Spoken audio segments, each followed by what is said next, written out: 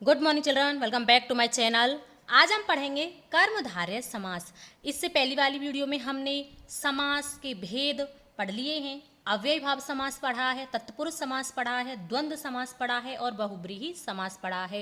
आज हम पढ़ेंगे कर्मधारय समास। यदि आपने वह वीडियो नहीं देखी है तो चैनल पर अपलोड है, आप जा करके देख सकते हैं। कर्मधारय समास। कर्मधारय समास में पूर्व पद विशेषण और उत्तर पद विशेष्य होता है।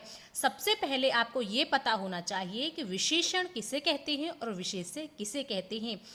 जो शब्द किसी शब्द की विशेषता बताते हैं उनको हम कहते हैं विशेषण, और जिस शब्द की विशेषता बताई जाती है उसको हम कहते हैं विशेष्य।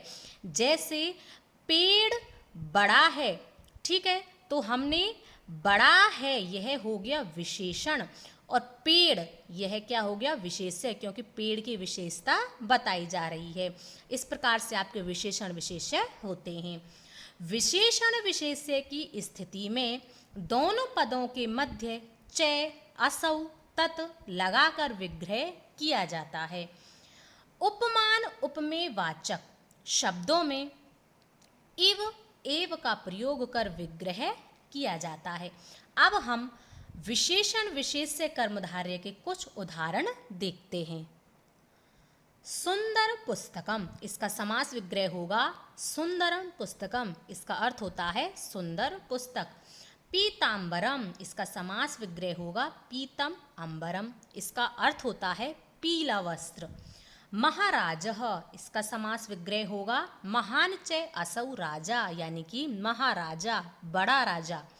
उत्तम जनाः, उत्तमाश्च है ते जना, यानी कि उत्तम लोग। शीतल छाया, शीतल च सा छाया, यह इसका समास विग्रह है और इसका अर्थ होता है शीतल छाया, ठंडी छाया।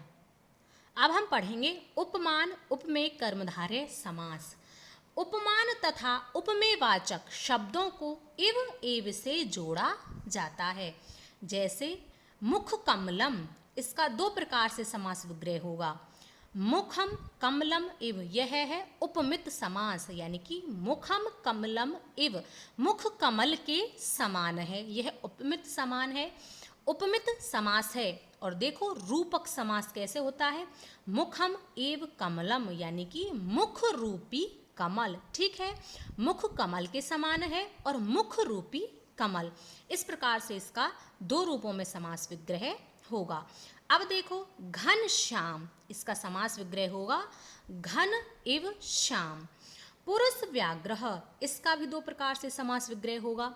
उपमित समास में पुरुषः व्याघ्रः एव, यानी कि पुरुष बाघ के समान है, और रूपक समास में पुरुषः एव व्याघ्रः, यानी कि पुरुष ही बाघ है, यानी कि पुरुष रूपी बाघ।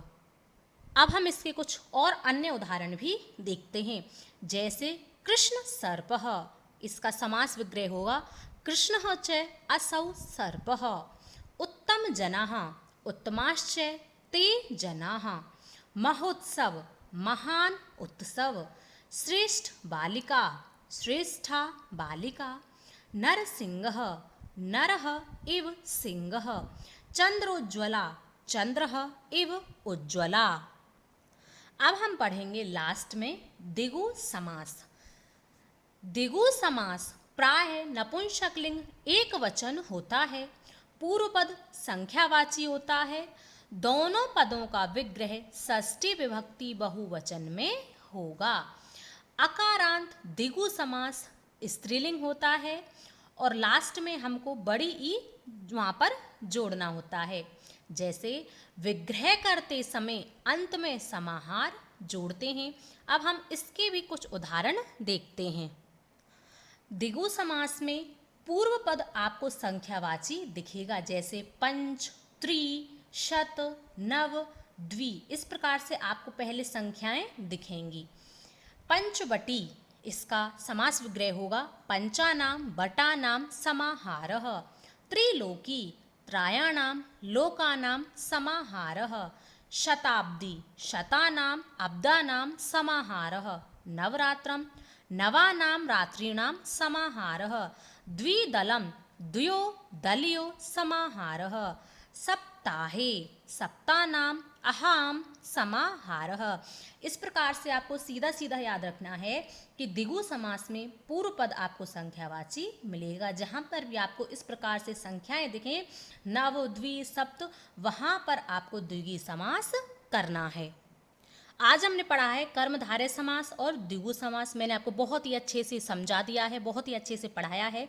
यदि फिर भी आपको कुछ प्रॉब्लम हो, कुछ समझ ना आ रहा हो, तो आप कमेंट करके पूछ सकते हैं। एक दो बार इनका रिवीजन कर लेना, आपको बहुत ही अच्छे से समझ आ जाएंगे। वीडियो अच्छा लगे तो वीडियो को लाइक शेयर और चैनल को सब्सक्राइब अवश्य करें। अब हम मिलेंगे नेक्स्ट वीडियो में।